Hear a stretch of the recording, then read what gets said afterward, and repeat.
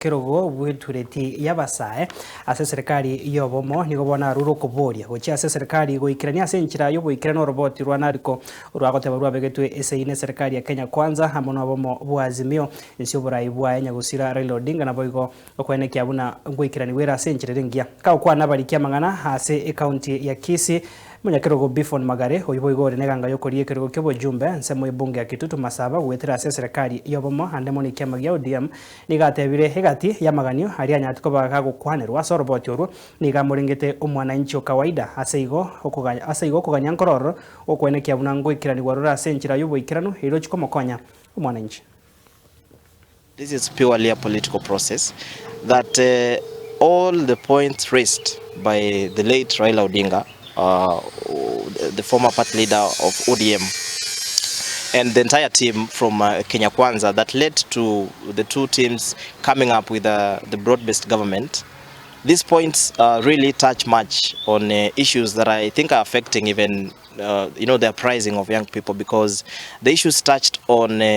justice, whereby the criminal justice system was being mentioned largely. The issues touched around implementation of there were recommendations about getting to compensate the protesters who were harmed and injured during the process of demonstrations in between March 2023 and July 2023. We also have issues rotating around integrity and accountability of leadership, whereby we had the implementation of both NGCDF and NGAF getting fully anchored in the constitution, because you see these were offices and resources that were coming out of government coffers that were not fully anchored in the constitution. So those are some of the factors that we're asking the government that as we move around working on implementation of the 10-point agenda, this is going to support the processes back at the grassroots, whereby we're going to see an improvement of how the government reception is going to happen across the country. So I want to urge all the players from both sides of both Kenya Kwanza and Azimio